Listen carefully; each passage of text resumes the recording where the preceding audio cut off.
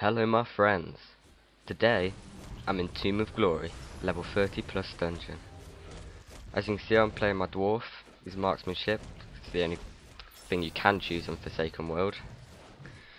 Now, in Tomb of Glory, it's a lot like Violet Hold in World of Warcraft, which I personally quite like. Now, to start the dungeon, you have to walk into the middle of the room with everyone in your group. Now here we have the first boss. The first boss is called Princess Fear.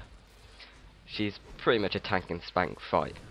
She does throw around a couple of damage over time spells, but that's roughly it.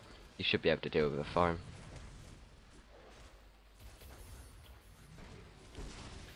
Now the next mobs you will have to deal with are called Sealed Wizards. These mobs come from a level range of 30 to 35. You get 2 waves of these mobs before the second boss. These mobs aren't hard to kill, they don't do a lot of damage if the healer keeps up with the healing on the group, as they do a range of variety attacks targeting different people. Now, if the healer can deal with this, these mobs shouldn't be a problem. Now the second boss. This boss is called Necrophis Chef Adun. He was level 32 and looks pretty badass, to be fair. This boss puts out a few curses to people, but isn't really nothing to be afraid of really if the tank can keep up good health.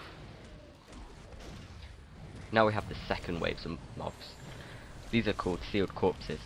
They're a little bit tougher than the other mobs you've dealt with, but something you should be able to handle. These mobs like to jump about and attack different targets occasionally. If your tank can keep good aggro, these shouldn't be a problem for anyone, but you just need to keep an eye on where they're going and who they're going to attack if you are the tank.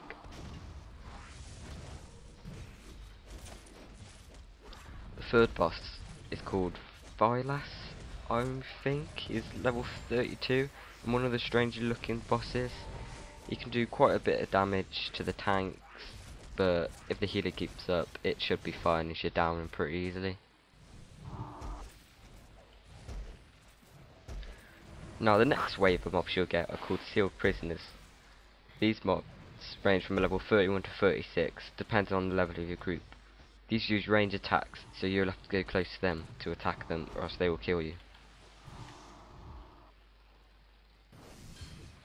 Now we have the second to last boss.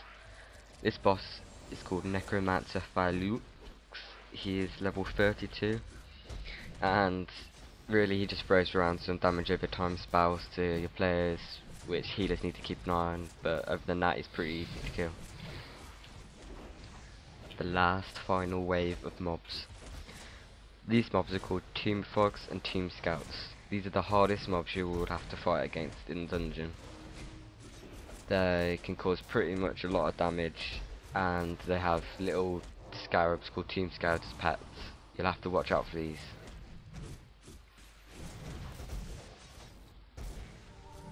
The last boss of the instance, Gigadaf Chief Akabia. Now that's a mouthful. He can really throw some damage about, so healers need to watch out.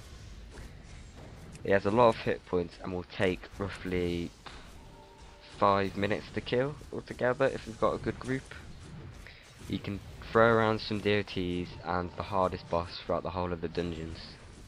This dungeon is an amazing place to farm experience, or for higher levels to farm the crystals that drop off the bosses. I hope you guys enjoyed, and please rate, comment and subscribe. Cheers everyone.